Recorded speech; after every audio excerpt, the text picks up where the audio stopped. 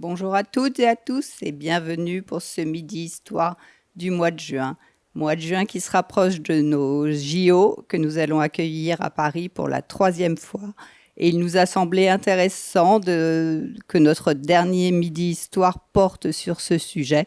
Et nous avons le plaisir, l'honneur et le bonheur d'accueillir pour cette séance Nicolas Bancel. Nicolas Bancel est professeur des universités. Il est actuellement professeur à l'université de Lausanne. C'est un spécialiste de la décolonisation, de la colonisation, mais également du sport et du corps. Et il est là aujourd'hui particulièrement car il a été le co-directeur d'un ouvrage qui est paru en 2023 autour d'une histoire mondiale de l'olympisme de 1896 à 2024. Très gros ouvrage, il y avait, je crois, 7 directeurs scientifiques au total, plus de 32 articles autour des JO, sous toutes ses formes, bien évidemment du côté histoire, mais également politique, institutionnelle, géopolitique, mais tout cela, il nous le livrera tout à l'heure. Mais aujourd'hui, précisément, il va intervenir autour des JO de Londres en 2012, des JO exemplaires. Point d'interrogation, et nous attendrons ses réponses. Nicolas Bancel a publié beaucoup, et essentiellement autour, donc comme je vous l'indiquais, de son sujet central, la colonisation, décolonisation. Il faut savoir qu'il a soutenu en 1999 sa thèse qui était alors sous la direction de la grande historienne de l'Afrique, Catherine Cockry-Widrowicz, thèse soutenue à l'université Paris 1 Panthéon-Sorbonne. Il a ensuite passé son HDR à Strasbourg, je crois, et il est maintenant professeur à Lausanne, où il professe l'histoire des sciences du corps également, et l'histoire de la jeunesse. Voilà. Donc, je vais lui laisser la parole, et j'en profite juste peut-être pour citer un des ouvrages auxquels il a participé. Il en a publié énormément, donc la liste est très longue. Mais un ouvrage qui, je pense, est sorti de sa thèse, qui s'intitule « Décolonisation, élite, jeunesse et pouvoir en Afrique occidentale française, 1945-1960 ». Et ça a été publié aux publications de la Sorbonne en 2022. Mais vous voyez, dès l'origine, il s'intéressait déjà à la jeunesse et au sport. Je lui laisse la parole. Alors merci d'abord beaucoup pour votre invitation. Donc nous allons essayer d'étudier un petit peu les enjeux qui sont liés autour de Londres 2022, les JO de Londres 2022, qui ont été présentés pendant une longue période comme des jeux exemplaires. Je pense que le point d'interrogation est mérité, donc on va essayer non pas de faire le tour de la question parce que ce serait beaucoup trop long, mais en tout cas de pointer les principales questions et problèmes que peuvent poser ces Jeux Olympiques. Alors pour rappel, hein, le 6 juillet 2005, depuis Singapour, c'est Londres qui est choisi contre un certain nombre de villes, hein, 50 voix contre 50, devant en particulier Paris. Vous vous souvenez les affaires médiatiques liées autour de la candidature de Londres, avec on va dire le lobbying vraiment très pressant de Sébastien Coe et des responsables anglais qui avaient beaucoup déçu Paris. Mais bon, Londres devient la première capitale à les accueillir pour la 3e fois. Et Tony Blair est alors Premier ministre travailliste, hein, il se déplace à Singapour pour faire, comme je le disais, un lobbying très actif et puis célébrer la victoire. Voilà, il promet des jeux tout à fait formidables, éco-responsables, peu coûteux. Et c'est sur ces arguments d'ailleurs essentiellement qu'il va remporter l'attribution des Jeux de 2012. Alors, les Jeux Olympiques de 2012, ils revêtent les caractéristiques des grands événements sportifs que beaucoup d'historiens ou d'économistes ont déjà étudiés, en particulier les différentes Olympiades.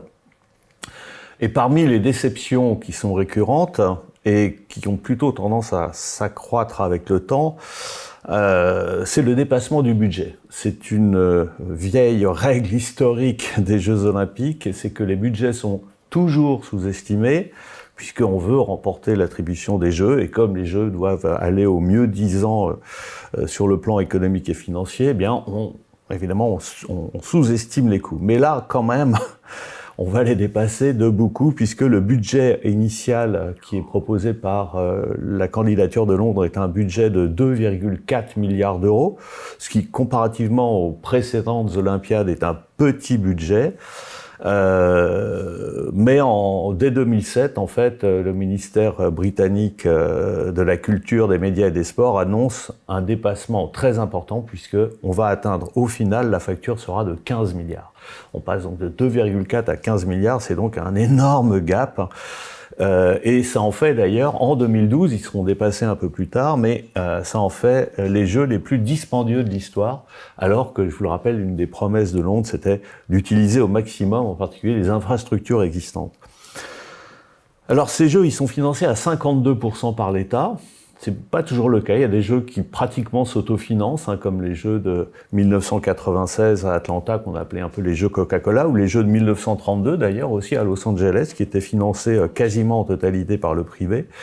Là, on a quand même 52% qui sont financés par l'État, 8% par les collectivités locales, 19% par une loterie publique et seulement 21% par des fonds privés. Donc, objectivement, ces dépenses, sont des dépenses qui vont peser à la fois sur l'État britannique, bien sûr, mais aussi sur les contribuables. Les financements publics, ils sont essentiellement dirigés vers les infrastructures et ils concentrent les plus importants dépassements des coûts et donc des déficits. Alors, les cadres d'attribution des Jeux Olympiques et de leur réalisation sont différents. En 2005, les contextes politiques et économiques de l'Angleterre sont très favorables. Tony Blair a été réélu pour un 3e mandat en 2012. Il est à ce moment-là toujours Premier ministre au moment de la nomination de Londres. Et cette période, donc, est une période de forte croissance économique qui se solde par un développement à la fois de la City, qui va prendre une place considérable dans la finance internationale, mais aussi un accroissement très substantiel des entreprises de services, et puis un chômage qui est au plus bas en 2007, et qui est renforcé, ce dynamisme est renforcé en quelque sorte par la candidature olympique. Mais enfin, depuis 2009, l'économie du Royaume-Uni s'est contractée. Suite à la crise financière mondiale de 2008, Londres a été une des premières touchées. Et donc David Cameron arrive dans un contexte très différent. Il va mener une politique d'austérité d'ailleurs qui n'a pas d'équivalent en Angleterre depuis 1945, une politique extrêmement sévère, et qui sur le contexte britannique va avoir des effets sur le système de santé qui est déjà en grande difficulté en 2009, mais aussi les écoles, les lycées, les universités, la culture en particulier. Les budgets sont réduits de manière drastique. Il y a une réforme également de l'assurance chômage aussi qui promeut des contraintes beaucoup plus fortes sur les chômeurs. Bref. Donc, le coût final des Jeux Olympiques, il n'arrive pas dans une période qu'on pouvait espérer face quand au moment, en 2005, la situation semblait très favorable. Au contraire, ils arrivent dans une période qui est très défavorable et qui va donc aggraver d'une certaine manière les politiques d'austérité. Et cette conjonction malheureuse, va déclencher des critiques importantes dans la population. Et en 2011, près de la moitié des Britanniques, par exemple, émettent des doutes sur l'opportunité d'organiser les Jeux Olympiques. Proportion importante, ça variera entre 45 et 53% d'opinions défavorables selon les sondages pendant l'année 2011, par rapport donc à l'opportunité d'organiser les JO. Donc ces Jeux, premier élément, contrairement au discours officiel des organisateurs et du CIO, sont loin d'obtenir un consentement généralisé. Ce qui pose d'ailleurs, au-delà des Jeux de Londres, une question démocratique quant à l'organisation des Jeux. On se souvient par exemple qu'en 2016, une majorité de Brésiliens s'était, là aussi toujours d'après les sondages, déclarés contre l'organisation des Jeux. Et de même, en 2020, pour ce qui concerne Tokyo, là aussi, une majorité de Japonais s'était déclarée contre, là aussi, l'organisation des Jeux, qui arrivait dans une période bien difficile, puisque le Covid avait démarré depuis le début de l'année 2020. Alors, ces éléments pour identifier, enfin il y a plusieurs facteurs qui peuvent nous permettre d'identifier ce refus. En tout cas, pour ce qui concerne Londres, c'est bien identifié. C'est qu'en fait, ceux qui se déclarent contre estiment que les dépenses suscitées par l'organisation des Jeux Olympiques seraient mieux utilisées dans un certain nombre d'autres secteurs, notamment les services publics et en particulier l'éducation. Donc ça pose une question démocratique. Je rappelle qu'en Suisse, par exemple, on a des référendums, ce qu'on appellerait en France des référendums d'initiative populaire, qui sont autorisés, qui demandent une certaine conditionnalité, mais enfin c'est quand même assez facile de promouvoir par le bas un référendum. Eh bien en 2026, il y a eu un référendum, enfin pour les Jeux de 2026, il y a eu un référendum en 2012, précisément, en 2018, pardon, pour savoir si au niveau du canton du Valais, on acceptait de recevoir les Jeux Olympiques d'hiver de 2026. C'était le Valais, il y avait un autre canton qui était concerné, mais le Valais était quand même principalement concerné.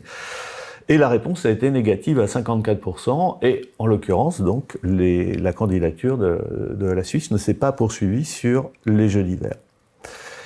Donc, cette question démocratique mise à part, en Grande-Bretagne, l'ambition initiale, c'est une ambition de transformation urbaine et sociale, mais qui va se muer progressivement devant l'explosion des coûts en volonté de les justifier par des résultats espérés par les Britanniques au jeu, et puis par des résultats à plus long terme, qui seraient ceux donc des politiques de réaménagement urbain en particulier, qui vont être mises en place à l'occasion des Jeux Olympiques.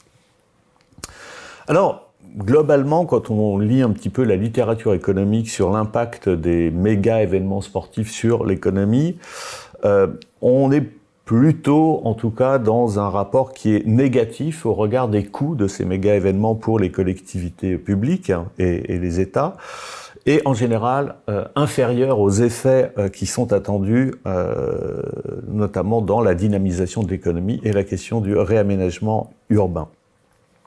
Alors, on va voir ce qu'il en est pour les Jeux Olympiques de Londres. Mais à plus long terme, on peut espérer, mais là c'est beaucoup plus difficile à mesurer, un gain en termes d'image qui peut avoir un effet à long terme, notamment sur le tourisme de masse. Mais là, encore une fois, c'est difficile de faire des conjonctures à plus long terme.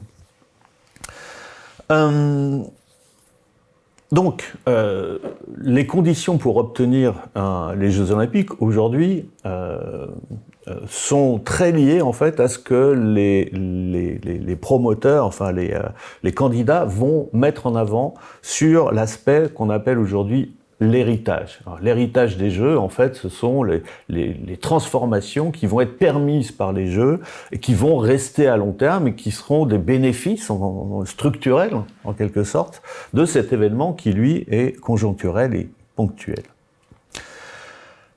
Donc, dès 2002, le CIO va implémenter un certain nombre de conditions, en tout cas de recommandations pour les candidatures, avec cette notion d'héritage, et il va même l'inclure cette année-là dans sa charte olympique.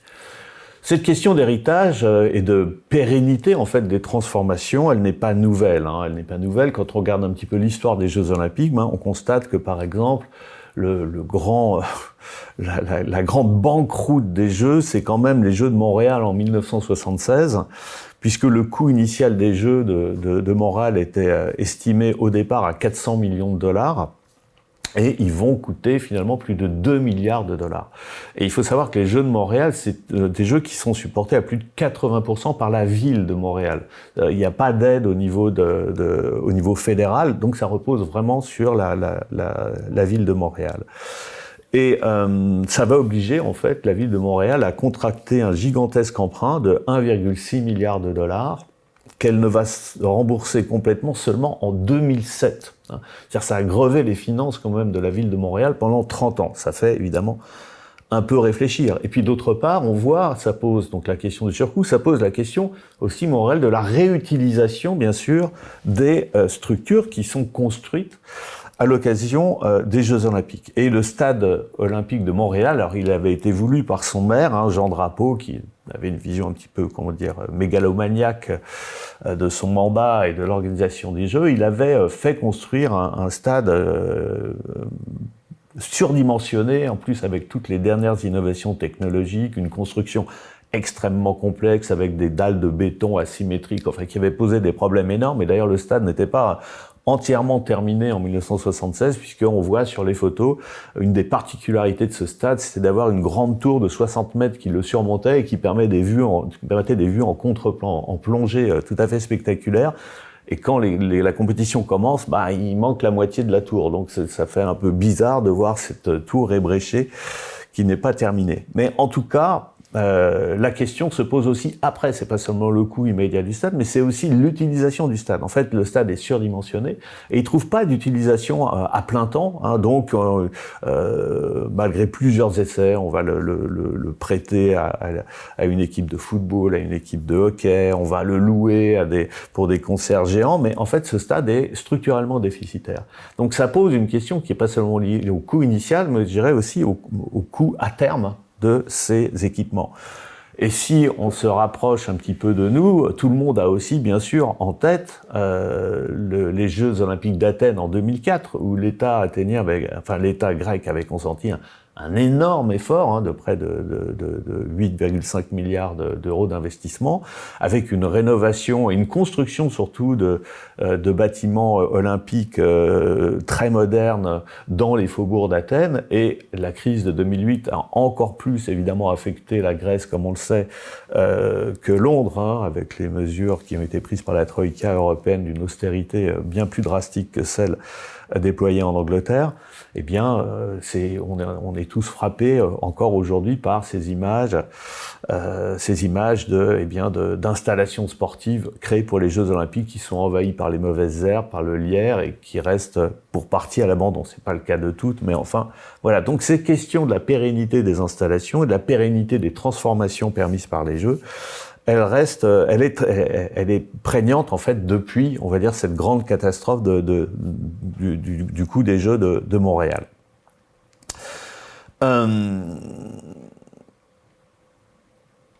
Alors cette question, elle va se poser en 2012. Elle se pose surtout en matière de coût et de pérennité des installations.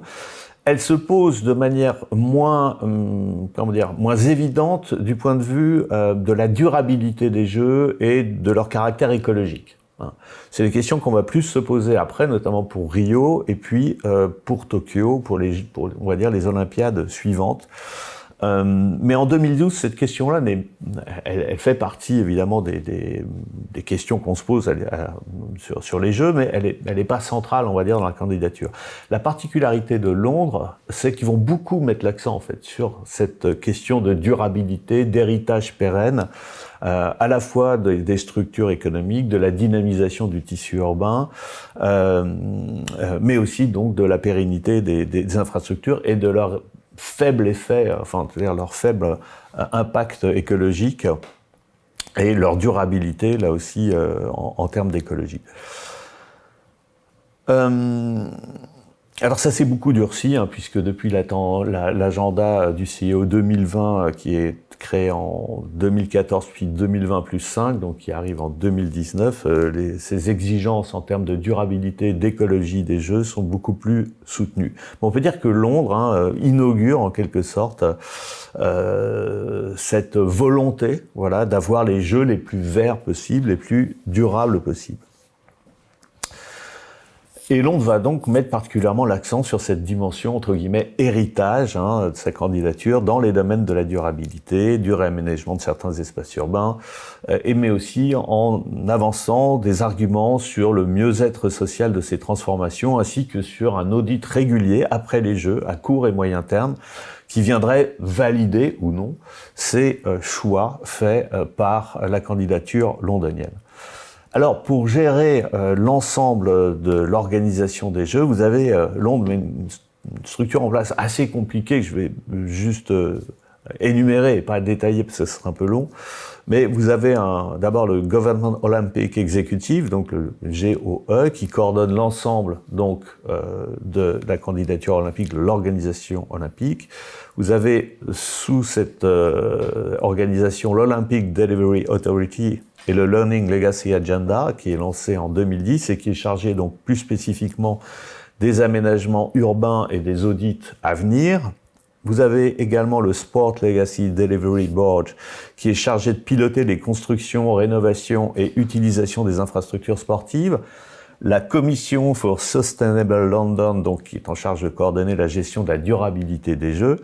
Et puis le Legacy Trust, donc, et le London Employment and Skill Task Force, donc, qui supervise les effets positifs ou négatifs des Jeux sur le dynamisme économique de la ville et des quartiers plus spécifiquement concernés par la rénovation qui sont liés aux JO, ainsi que les effets de l'organisation des Jeux sur l'emploi, c'est un point important, avant, pendant et après les Jeux. Et puis, sur dernier organisme, vous avez le House Borough Strategic Unit, qui est plus spécifiquement dédié à la supervision des réaménagements urbains de certains quartiers. Alors, la candidature de Londres, elle met en œuvre un récit positif des JO, qui est centré sur les progrès liés à leur organisation, pour contrer les critiques donc, qui sont déjà prégnantes en 2010 contre ce méga event. Et ces critiques portent en particulier sur les questions de la durabilité. Alors, ce récit s'articule aussi à la projection d'un avenir commun, où l'objectif d'une société multiculturelle harmonieuse, inclusive est affirmée, de même que la réduction de ce que l'organisation appelle des friches industrielles, qui sont considérées comme vides, et qui altèrent en quelque sorte, ces friches, l'image de modernité que Londres veut renvoyer au monde.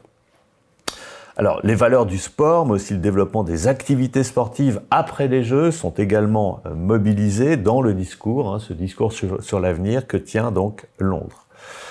Alors, ce projet de société que Cécile Collinet, qui a fait un article que j'ai pas le temps de citer, mais qui est un très bon article, qualifie dans son article d'accomplissement de la britannicité, s'incarne donc dans cette cérémonie d'ouverture précisément, où les symboles de la Grande-Bretagne, la reine, James Bond, les groupes de rock, s'articulent à cette vision d'une société multiculturelle qui loue la mixité et puis le civisme. Alors, maintenant, ces Jeux ont-ils suscité des oppositions? J'en ai parlé un tout petit peu en introduction. Et quel type d'opposition ont-ils suscité? Alors, historiquement, on sait que les JO ont suscité des oppositions, presque tous, à des degrés divers.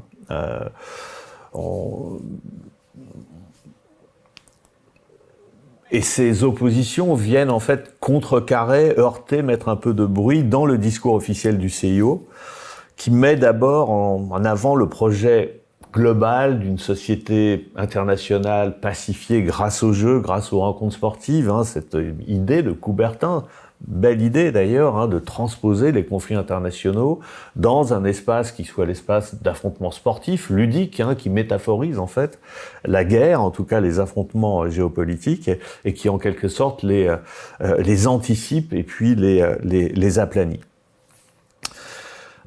Et du côté des organisateurs des Jeux, en règle générale, c'est un peu le catalyseur d'une union nationale autour des Jeux, des bénéfices économiques projetés à court terme et à long terme. À court terme, c'est le tourisme directement lié aux Jeux. À long terme, l'augmentation, là aussi, en termes du tourisme et, comme on l'a vu, donc dynamisation de l'économie nationale.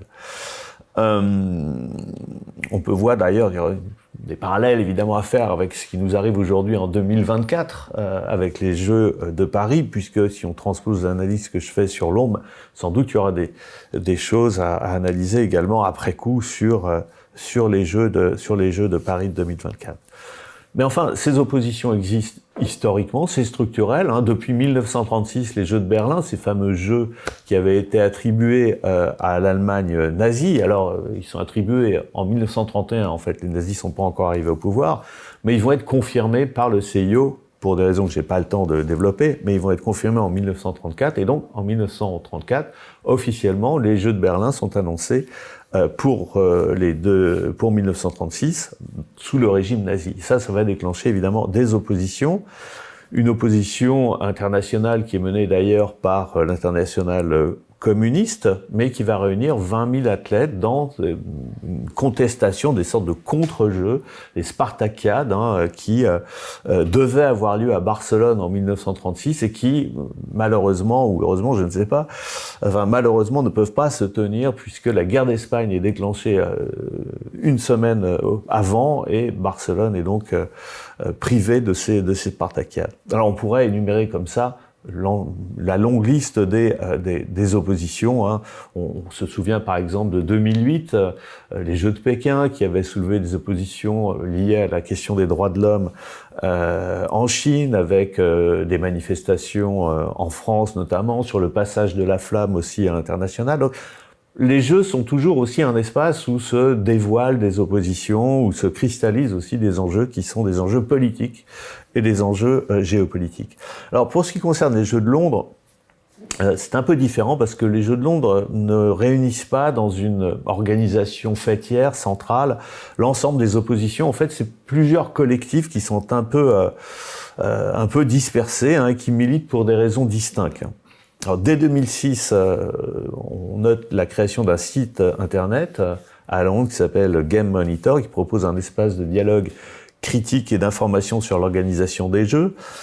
On a également la même année un autre site internet, le Counter Olympics Network, qui est orienté vers une critique donc du caractère, là je cite, selon l'organisation autoritaire et répressive du projet des JO de Londres.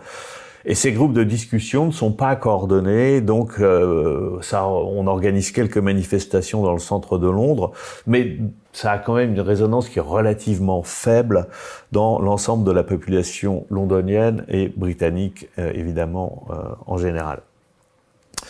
On a le cas, par ailleurs, de groupes militants contre le choix de l'emplacement de certaines compétitions. Par exemple, on a le No Greenwich Olympic Equestrian Events, donc qui s'oppose à l'organisation des courses équestres à Greenwich. Donc, on a tout un tas de petits groupes. Je vais prendre ici l'exemple d'une opposition qui est peu structurée face au projet, du réaménagement de l'Est londonien, et en particulier le quartier de Stratford, qui est voué à accueillir le parc olympique. Alors, j'emprunte ici une analyse à Jonathan Garner, qui a fait un article très intéressant sur la manière dont le CIO, enfin plus exactement les organisateurs des JO, donc le CNO britannique, a produit un discours sur la préservation du passé, de ce passé, donc de ce qui nous est présenté comme une friche industrielle vide, et qui se trouve en particulier donc dans le quartier de Stratford et au niveau de l'ancien quartier des docks.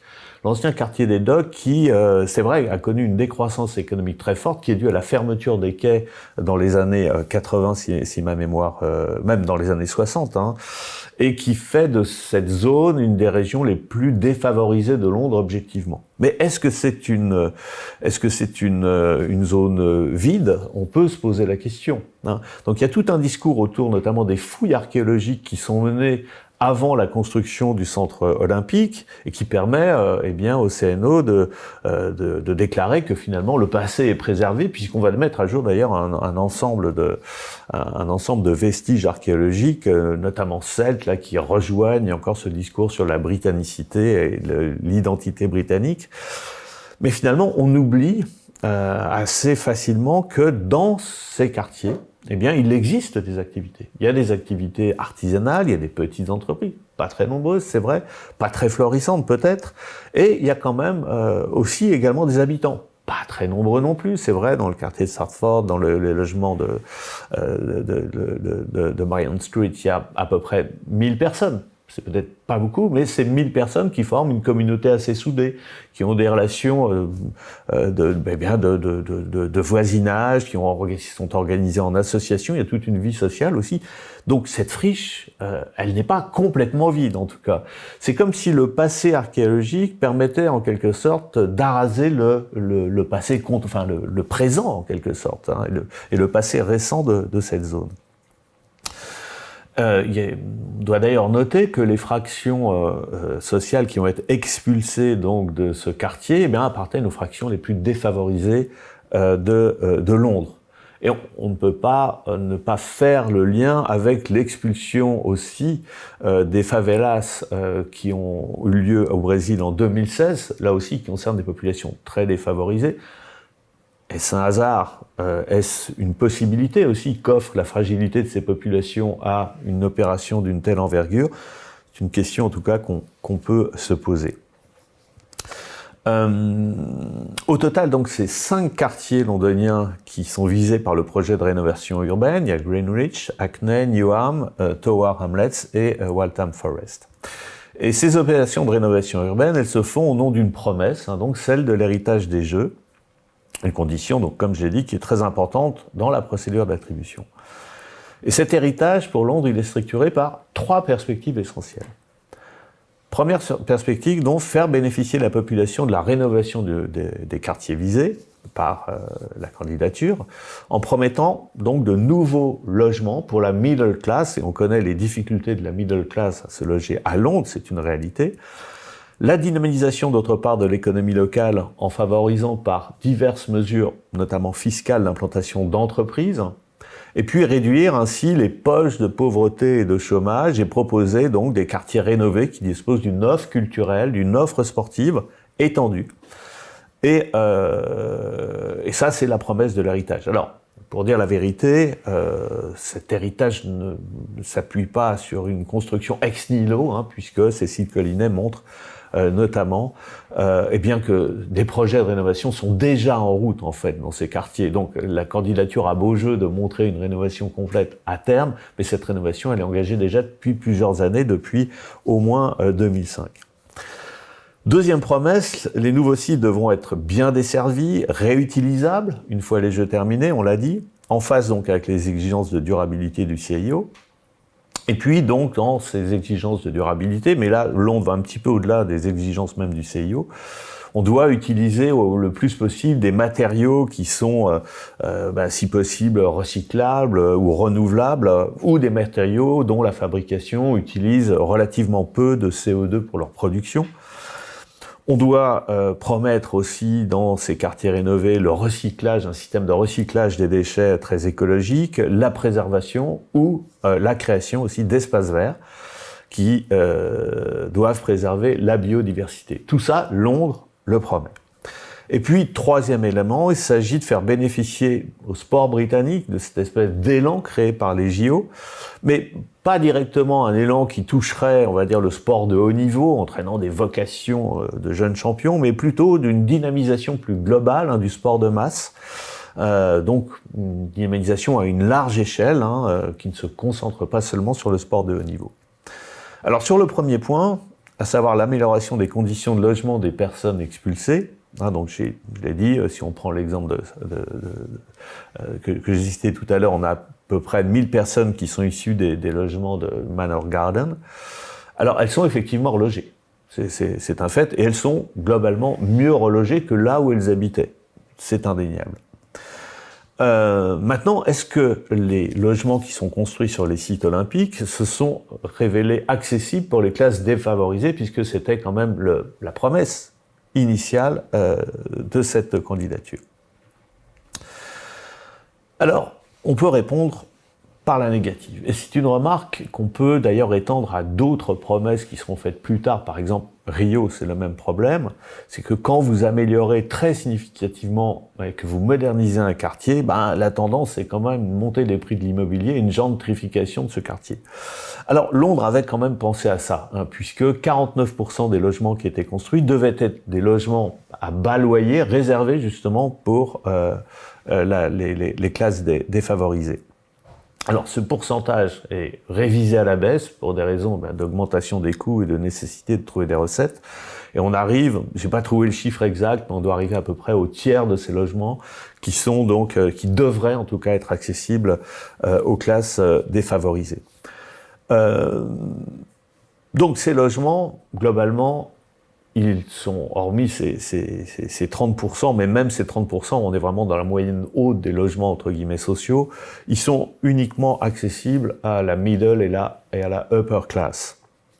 Alors, c'est vrai que là aussi, Londres, à terme, 2012-2020, si on regarde un petit peu le schéma, on va dire, de l'évolution du prix du foncier à Londres, évidemment, c'est pas facile de réaliser cette promesse parce qu'une augmentation considérable de l'immobilier londonien jusqu'en 2008, en tout cas jusqu'à la crise de 2008. Et une fois résorbée cette crise, c'est-à-dire autour de 2012-2013, donc juste après les Jeux, les prix vont recommencer à monter. Et donc, on a, je dirais, un obstacle un peu structurel, qui est cette flambée générale de l'immobilier après 2012. Mais on voit quand même que dans les quartiers rénovés, les locations sont dans les moyennes hautes des locations londoniennes. On n'est pas dans les moyennes inférieures. Donc c'est une équation qui est difficile à résoudre, et je ne prétends pas avoir la solution. Mais quand on réaménage les quartiers urbains, qu'on vise une meilleure mixité sociale, qu'on les rénove, l'immobilier monte. Et donc la mixité sociale qu'on visait, évidemment, elle est un petit peu atteinte dans sa réalisation. Alors par contre, ce qu'on peut noter, et ça c'est une promesse qu'on peut considérer quand même relativement tenue, c'est que les quartiers rénovés ont bénéficié d'une véritable attractivité économique. Là, je n'ai pas trouvé de bilan détaillé à ce sujet, mais il apparaît en tout cas que les indicateurs sur le tissu des entreprises privées c'est considérablement augmenté dans des zones où il était peu développé, comme on l'a dit.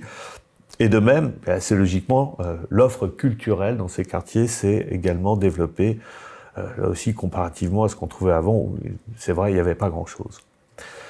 Alors maintenant, sur le second point, Londres avait placé la barre très haut en termes de durabilité et d'écologie, on l'a dit. Et des réalisations positives et pérennes peuvent être mises effectivement à l'actif des JO de Londres. Le recyclage des matériaux et l'utilisation de matériaux, entre guillemets, bas carbone a effectivement été mise en œuvre, en particulier dans la construction de nouveaux ou la rénovation d'anciens bâtiments sportifs et dans la rénovation et dans la construction de nouveaux bâtiments sportifs, mais aussi dans les logements. C'est vrai qu'il y a eu un effort inédit, puisque avant Londres, cette question avait été très peu prise en compte. Les moyens de transport aussi bas carbone, donc à base d'électricité, ont été également majoritairement sollicités pour l'extension des réseaux. Donc c'est aussi à mettre, je dirais, dans le positif, dans les actifs de la balance. De même que la limitation de l'usage de l'eau. Et on peut noter aussi que la préservation de la biodiversité dans ces quartiers a été réalisée. Il y a eu la création de plusieurs espaces verts, la préservation des anciens, leur rénovation. On peut même dire que la biodiversité a même augmenté grâce à ces actions des organisateurs donc des Jeux Olympiques.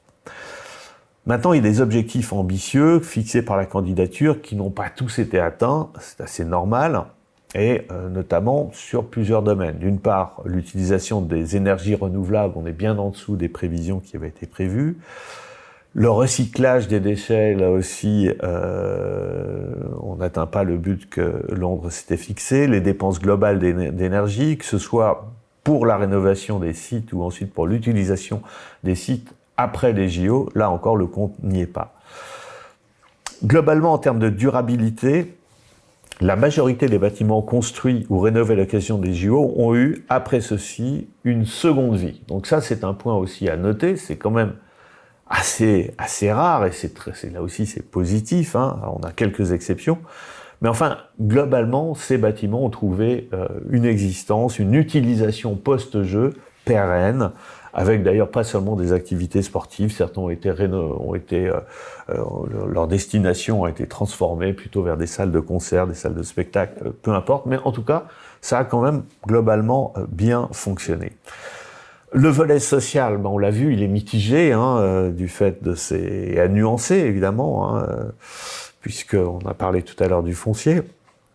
Mais on peut aussi souligner que les JO de Londres, comme j'ai dit, étaient les premiers à afficher de telles ambitions de durabilité et d'écologie, et que donc plusieurs objectifs ont été atteints. Je crois que ça doit être souligné. Et surtout, ça doit être souligné par rapport au bilan quand même désastreux global des autres Olympiades, des Olympiades précédentes, et même postérieures, si on pense par exemple à les Jeux qui vont suivre. immédiatement, sans même parler de Rio, si on pense aux Jeux d'hiver de Sochi en 2014, qui sont une catastrophe écologique dont les traces profondes demeurent encore aujourd'hui. Enfin, sur le troisième point, à savoir si les JO de Londres ont eu un réel impact sur la pratique des sports par la population, alors là, on constate un phénomène qu'on a déjà maintes fois observé dans les méga événements sportifs, que ce soit les Jeux Olympiques ou l'organisation de Coupe du Monde de football, par exemple. Eh bien, c'est que ça marche sur un très bref laps de temps, en fait. Il y a une espèce d'engouement, comme ça, provisoire. Hein, et en 2013, on va avoir à Londres et en Angleterre, d'une manière générale, une légère augmentation de la pratique sportive durant l'année 2013. Mais alors, en 2014, en fait, les indicateurs montrent qu'on est revenu, en fait, au niveau initial, qui était celui d'avant les Jeux. Maintenant, on peut peut-être espérer des effets à plus long terme. Pourquoi? Parce que les Jeux ont été, pour le gouvernement en place, donc de Cameron, eh bien, d'augmenter le sport scolaire, dont la pratique a été augmentée de 1 ou 2 heures en fonction des classes, mais on arrive globalement à 5 heures hebdomadaires qui sont obligatoires pour la tranche des 5-16 ans. Et donc ça, on sait que le sport scolaire, ça marche dans la pratique à long terme du sport.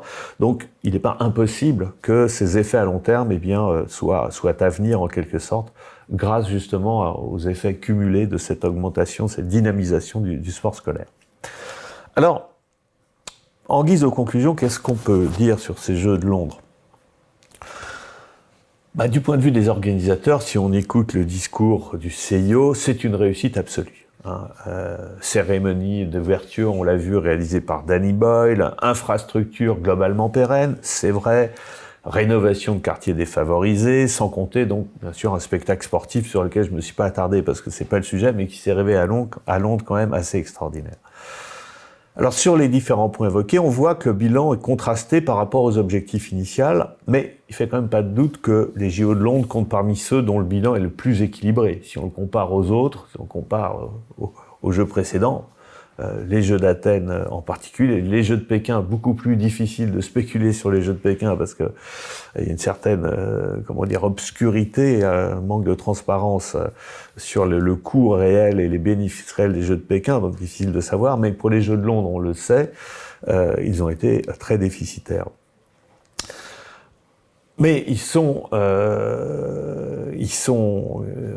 on parle de bilan équilibré par rapport aux promesses faites.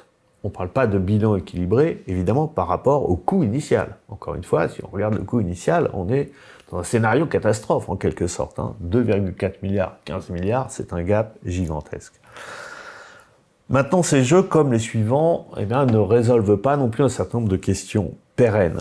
Sur le plan de la durabilité et de l'écologie, il faut savoir que au moment des jeux, le CO2 qui est produit, il l'est très peu finalement par les compétitions, il l'est très peu par les structures, les infrastructures sportives, il l'est essentiellement par le public et par le déplacement du public qui vient sur place. Mon collègue Martin Muller, qui travaille sur ces questions à Lausanne pour d'autres contextes que les Jeux Olympiques, montre que pour les méga events, c'est à peu près 80% des émissions de CO2, elles sont pas liées en fait aux activités sportives pendant les Jeux, elles sont liées au déplacement donc du public. Ça, c'est un vrai problème.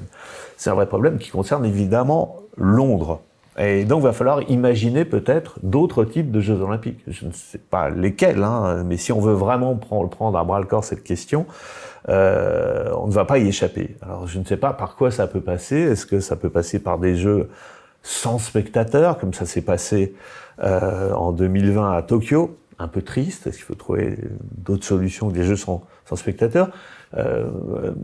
Un économiste avait montré que des jeux délocalisés dans plusieurs petites villes étaient moins coûteux en termes d'énergie, de CO2, qu'un méga event concentré dans une ville avec seulement quelques espaces autour. Peut-être là aussi une solution à laquelle on doit réfléchir.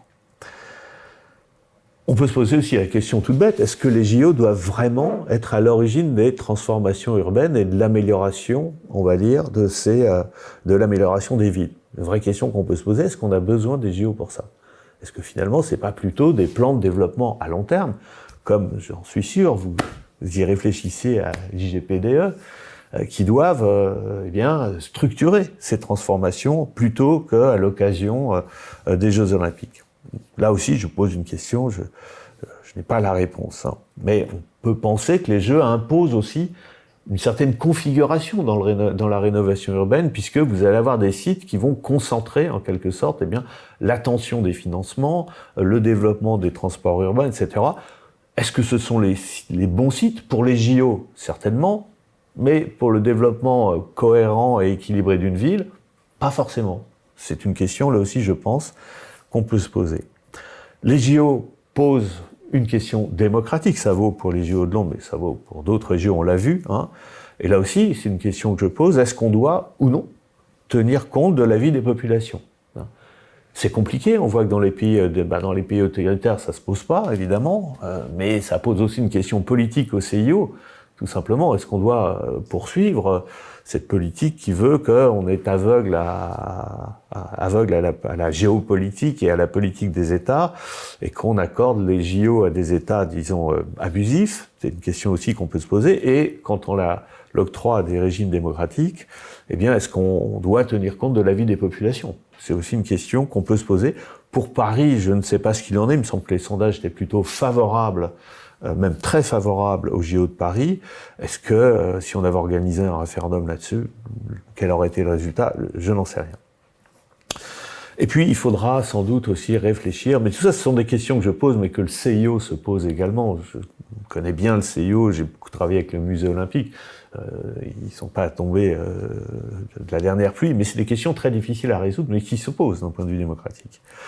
Et puis, dernière question, je crois qu'il faudra repenser quand même l'insincérité fondamentale des projets et des candidatures, hein, du point de vue financier, puisque sans aucune exception, comme je l'ai dit, les différentes éditions des Jeux ont dépassé très largement les coûts initialement prévus, et ça aussi, eh bien, ça pose une question à la fois sur l'engagement des finances publiques, l'engagement donc des citoyens, avec ou contre leur volonté, et ça aussi, ça me semble être une difficulté procédurale, en tout cas de transparence, qui devra être là aussi éclaircie à terme.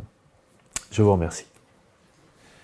Eh bien, merci beaucoup pour cette présentation très complète, très intéressante, et finalement assez financière, puisque nous sommes au ministère des Finances. J'ai pensé à vous. De JO.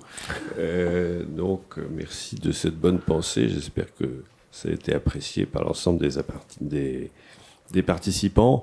Le temps que d'autres questions arrivent, j'en avais une un peu ponctuelle. Est-ce que vous pourriez développer le rôle de la Tamise dans les JO et peut-être même plus généralement des fleuves ou de l'eau dans les villes où se trouvent les JO et les aspects écologiques qui peuvent y être liés? Oui. Alors la Tamise, évidemment, on pense immédiatement à la Seine, puisqu'on sait que c'est un des grands enjeux aujourd'hui des Jeux de Paris 2024.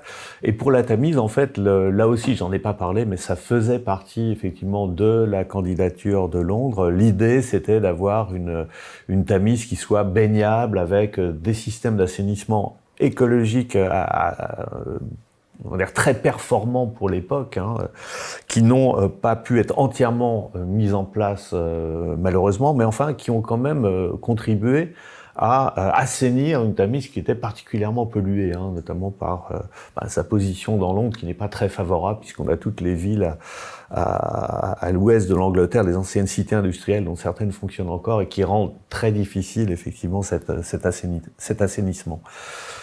Si on pense aux Jeux de Paris, évidemment on peut faire le switch assez facilement, la gestion de l'eau, alors ça a toujours été, Paris a toujours une situation très privilégiée, hein, puisque aux Jeux de 1900 et de 1924 notamment, on avait utilisé la Seine. On avait utilisé la Seine à la fois pour des épreuves. Alors en 1900 c'était un peu le bazar, parce qu'il y avait plus plus de 100 épreuves, donc c'était pas vraiment des jeux, certaines épreuves ont été seulement validées très longtemps plus tard par le CIO, mais si on prend les épreuves, disons, olympiques, à l'époque, validées par l'Olympique, ce sont en 1900, en 1924, on a validé bien sûr les épreuves qui mettaient en compétition des embarcations, mais aussi des compétitions de natation qui se sont tenues en 1900 et en 1924 dans la Seine. Et on espérait, comme vous le savez, en 2024, pouvoir réitérer en quelque sorte cette féerie non pas maritime, mais enfin fluviale. Et on sait que a priori, ça ne sera pas possible parce qu'on n'a pas réussi, un peu comme les Anglais avec la Tamise, on n'a pas réussi à assainir suffisamment pour que ce soit sans danger aucun pour les athlètes. On sait que le président Macron a promis de se baigner dans la Seine. Chirac l'avait fait, souvenez-vous, je crois en 1995. Je ne crois pas qu'il se soit baigné dans la Seine finalement.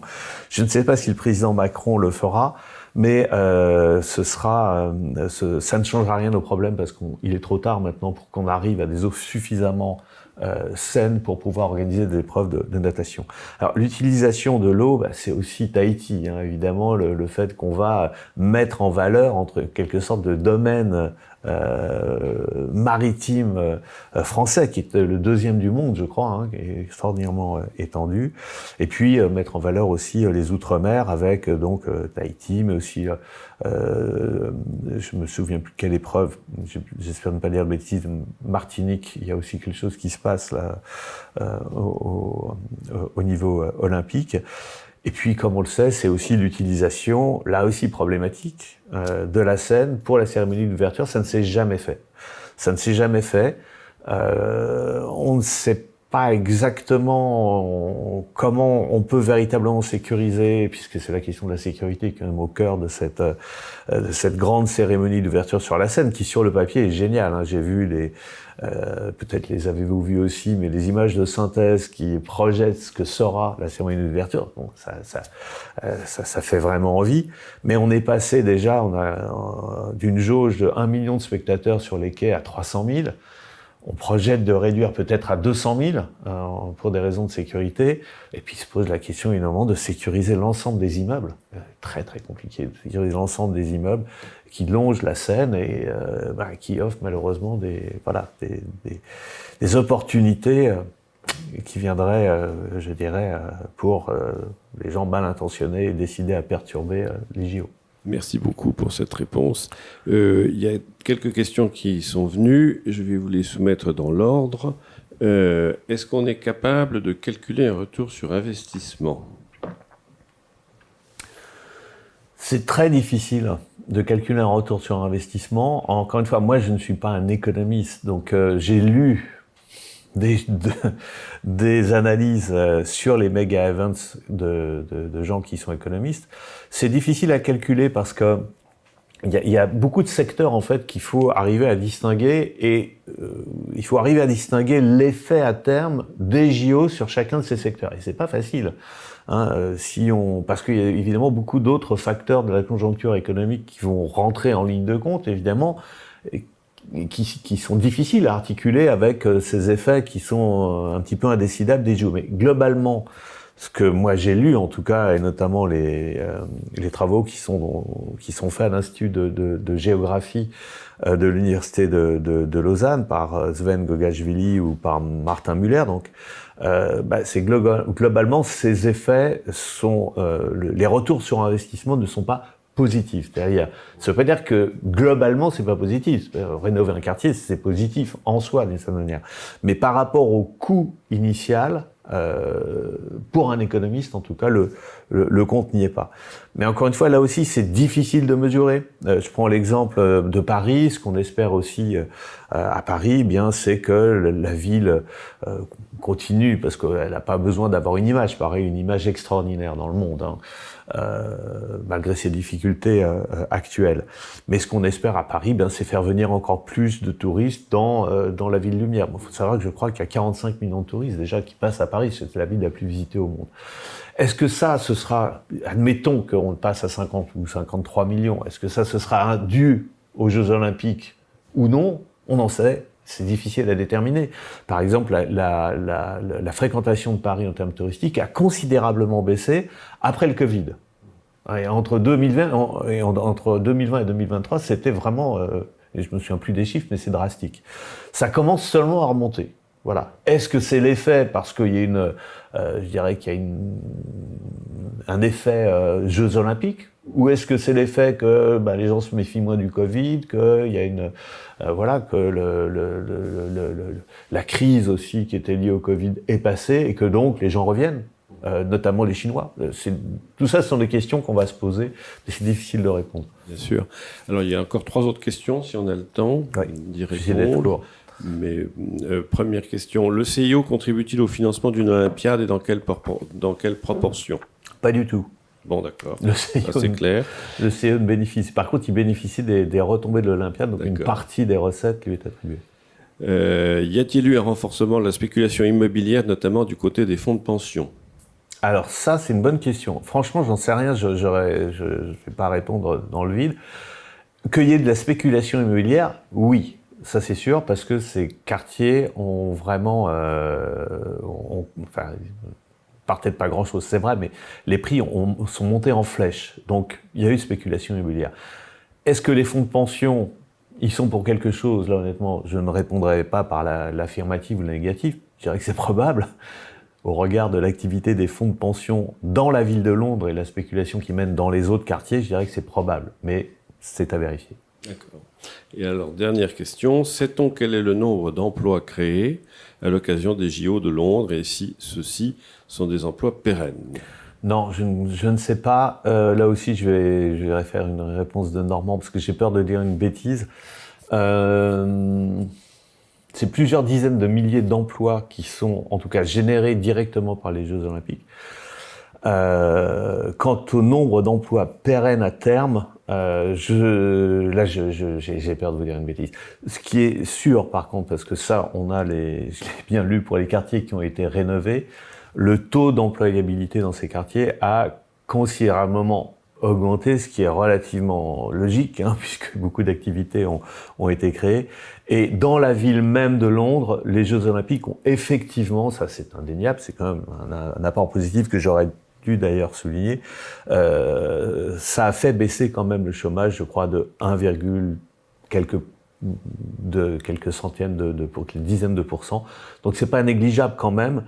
Après, il faut savoir que sur l'ensemble du personnel qui est employé dans les Jeux Olympiques, on a aussi une grande partie, presque 60%, qui sont des bénévoles. Par exemple, pour Paris 2024, je crois, je me souviens plus combien de bénévoles, mais c'est plus de 10 000.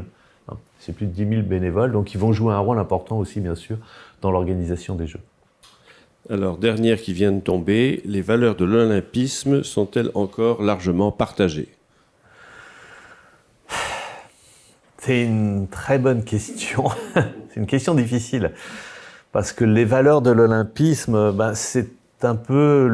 Il y a un discours officiel du CIO qui est un peu, comment dire, irénique en quelque sorte, qui nous propose un discours sur les valeurs de l'olympisme, l'amitié entre les peuples, etc. Mais finalement, on peut lire les compétitions sportives aussi comme des manifestations de nationalisme effréné. Il y a beaucoup de critiques aussi qui se font sur l'organisation du sport. Et puis peut-être le sport, c'est la compétition interindividuelle, c'est la glorification du champion. C'est maintenant très lié quand même à des opérations commerciales. Donc il y a une espèce de critique anticapitaliste aussi qu'on peut faire autour des JO.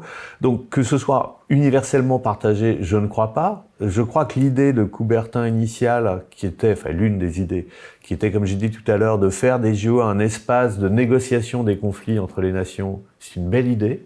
Je trouve que c'est intéressant et je pense que d'une certaine manière, ça peut en partie fonctionner. Mais pour ça, peut-être il faut abandonner ce discours totalement irénique du CIO sur les valeurs de l'olympisme, faire face à son histoire aussi, parce que moi j'ai travaillé en particulier sur les Jeux de 1936 à Berlin. Encore aujourd'hui, quand vous allez au musée olympique, pourtant j'ai travaillé avec les musées olympiques, donc je sais qu'ils ont envie de faire des choses, mais quand vous allez encore aujourd'hui au musée olympique, même s'il y a eu des progrès, 1936 c'est une toute petite partie, on vous parle pas d'Hitler, on vous parle de Jesse Owens, on vous en parle. On vous parle pas de l'opposition des Spartakiades, on vous parle pas de l'antisémitisme, bon, parce que ça doit rentrer dans un discours irénique. Je pense que l'intérêt de l'institution, c'est de faire face, comme toujours, à son histoire. Et bon, ça s'est pas passé comme ça pour Berlin, c'est pas la faute du CIO aujourd'hui, c'est un legs historique de l'institution, mais ça permet de réfléchir à nouveau frais aussi peut-être sur l'avenir. L'avenir du CIO, et ces questions qui se posent, ces questions justement de l'attribution des jeux. Doit-on encore attribuer les jeux à des nations qui ne respectent pas les droits humains? C'est une vraie question qu'on peut se poser. En tout cas, je pense que les CIO n'y est pas indifférent. Mais le CIO est aussi dans des difficultés parce que de moins en moins de villes postulent aussi au JO, justement parce que dans les pays démocratiques, il y a des oppositions, il y a l'idée que ça coûte trop cher, que l'argent serait mieux placé ailleurs, il y a des vraies oppositions d'opinion, donc peut-être les valeurs peuvent être partagées, mais on va dire le coût et les finalités ne font pas l'unanimité. Donc là aussi, ça demande, je pense, c'est des difficultés, mais ça demande un débat démocratique, tout simplement. Écoutez, merci beaucoup pour cette bonne conférence. Il ne reste plus qu'à souhaiter de bonnes vacances à nos auditeurs fidèles et à leur donner rendez-vous le 27 septembre. Alors je signale qu'on passe du mardi au vendredi parce qu'on pense qu'il y aura peut-être plus de gens disponibles. Donc vendredi 27 septembre 2024, ça portera sur les colères paysannes au XXe siècle et l'intervenant sera Édouard Lynch, professeur d'histoire contemporaine à l'Université Lumière Lyon 2. Donc bonnes vacances et au 27 septembre.